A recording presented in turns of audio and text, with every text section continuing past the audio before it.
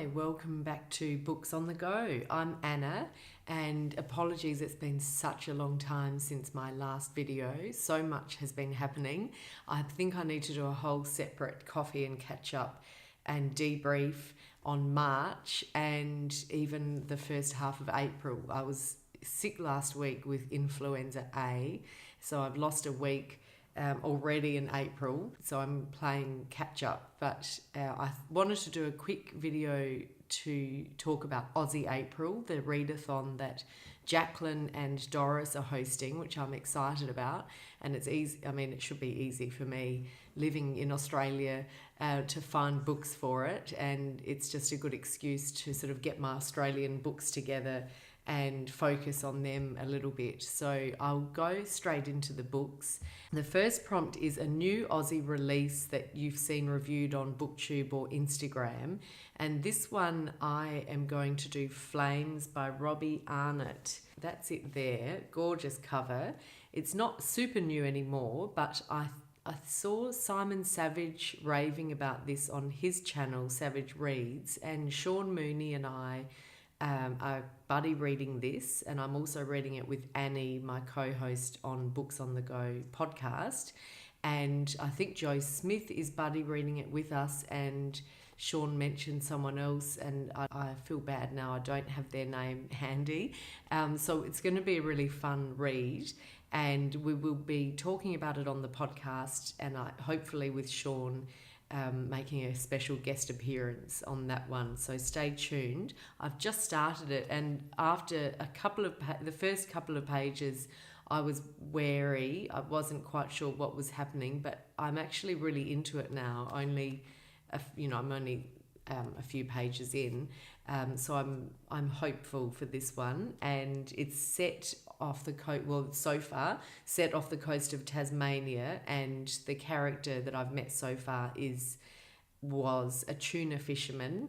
He's just retired, and it's really interesting. It's described how he catches the tuna and using a seal to help him, as in like a pet, almost a pet seal, a seal that he works with regularly. So really strange to me, and I don't know, I have to look up if that's based on a real life thing or if it's more fantastical, but really good so far. So that's Flames by Robbie Arnott. And for new release, I also had The Scholar by Dervla McTiernan, which between putting it on my Aussie April TBR and filming this, I've read it and I've lent it to my sister, so I don't have it on me, but Dervla McTiernan wrote The Ruin, which is a crime novel set in Galway, and this is her follow-up with the protagonist Cormac Riley, I think he is, and it's excellent. So if you're looking for a crime, I can recommend The Scholar by Dervla McTiernan. She is Irish, but she lives in Australia now, so I'm claiming her as an Australian author. So an author I've been meaning to get to, I have two for this one.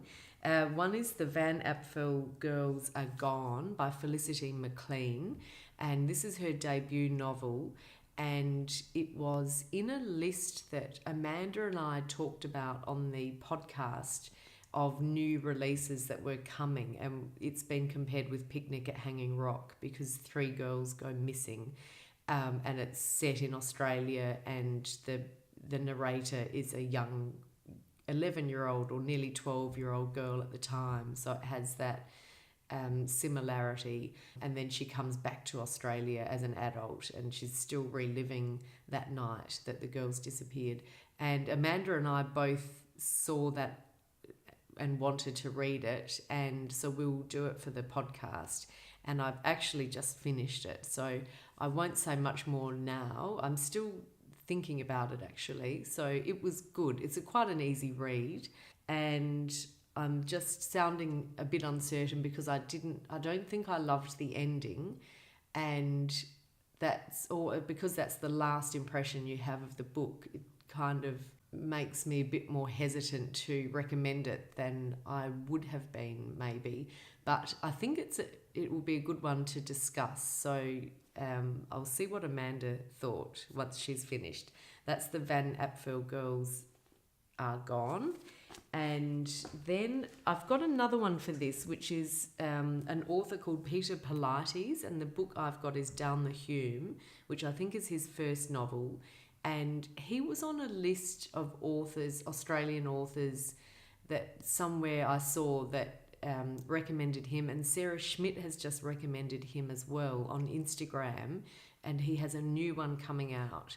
And so this just sounded really interesting, and I don't know much about it at all, but I bought it recently, and this is one of those prompts that will perhaps get me to read it sooner rather than later in April, certainly before the new one comes out. But it sounds a bit dark. It's Western Sydney, it involves drug addiction, so it'll be gritty, but I'm really interested to read it.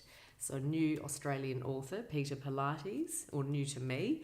Then the bonus prompts. One is a book by an Indigenous Australian author, and I actually read two excellent books last year, Taboo by Kim Scott and Common People by Tony Birch, which is a collection of short stories.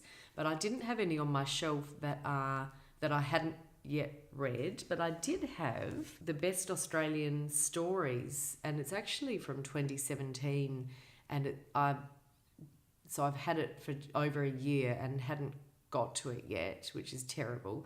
But it contains a few stories by Indigenous Australian authors. One is by Tony Birch, which I had read, but I reread, and again, really strong. I recommend him. And the other one, which I've just read, is by Melissa Lukashenko, who's got a new book out at the moment. I think it's called Too Much Lip, something like that. And that would be a really good one for this prompt. But the story is called Dreamers. I don't know if you can see that. And I just read that, and it packed a real punch. I really was blown away by it.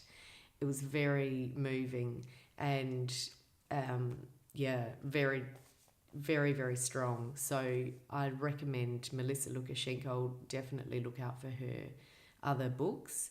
And there's another author as well in here whose name I can't recall, but this has got a few, and again, it's one of those nice things you can dip in and out and just read one story a day.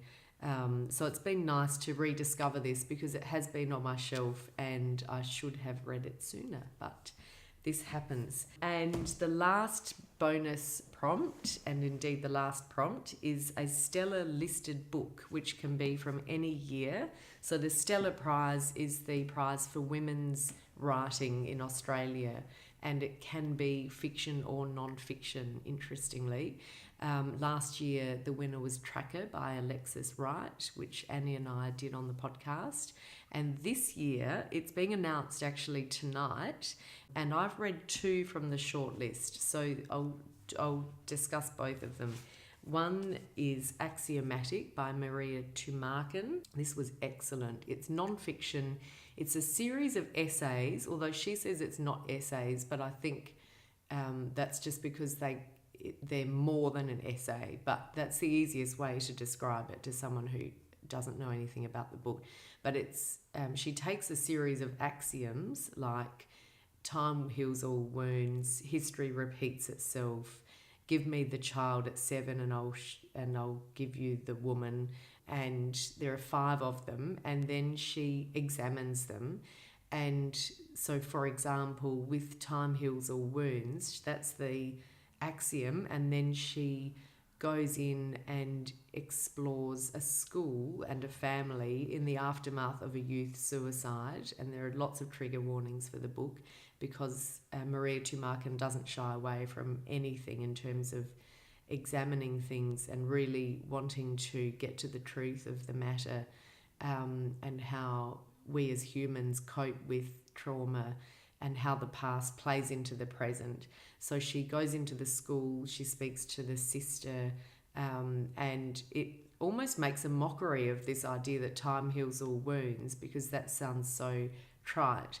But it's interesting because it comes around by the end where someone says, well, time has been the only thing that has helped. And then in another section, she goes into the courtroom with a lawyer who's defending sort of petty criminals and people who haven't had much of a chance in life, and just sees how that plays out in both in their personal lives but in the institutional setting as well. So it's really interesting. I love her writing style. It's idiosyncratic. She's from the Ukraine, so there's this Russian bluntness to it, and she hasn't tried to polish that too much for this book, which is, I think, a good choice because it gives her that real personality. It's a thought-provoking, bracing read. So I recommend that. That's Annie's tip to win the Stella Prize tonight.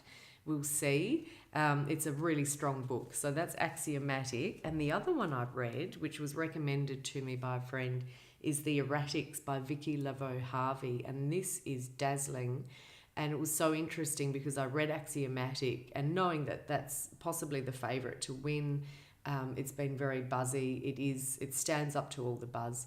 But then I came to the Erratics, which has been very under the radar, and I was completely dazzled by this. And it very much holds its own against Axiomatic. So it was really, really interesting to read them in succession. This is a memoir by Vicki, Laveau, Harvie, who lives in Sydney, but she is Canadian and her parents were in Calgary in Canada, and she goes back there after 20 odd years, and she's estranged from them, and it's been a very dysfunctional family upbringing, primarily because her mother is so difficult, and she describes it wonderfully because it's a dark, there's a lot of darkness there and it's really affected her, and she says things like, there's a reason why I live as far away as you can possibly get from Calgary. I know what it has cost me to get there. She has had to distance herself. So there is a darkness there, but she has such a sense of humour. And so it talks about her going back to Canada when her mother breaks her hip, and that gives them a chance to sort of rescue their father, as it were, and perhaps have their mother put into an institution depending on the diagnosis of her mental state. So that's the sort of crux of the story, but she weaves in just a bit of her life before and after, and another trip that she made a few years beforehand, and it is just so well told. The writing is really lively, really energetic. She has such a turn of phrase, and I was absolutely gripped. And it's a really, considering it is quite dark subject matter, she's a very warm companion. So it's someone whose company it's a pleasure to be in, if you know what I mean, when you're reading a book. So it's a book that I kept wanting to pick up again. So I can't rave about this highly enough. It's The Erratics by Vicki, Laveau, Harvie. Very interesting to see how the Stella will go tonight. That's it from me. That is my Aussie April TBR / mini reviews because I've already read a couple because the video is so belated, and I'd love to hear what you're reading and if you're participating in Aussie April. So let me know in the comments, and I'll see you soon. Bye for now.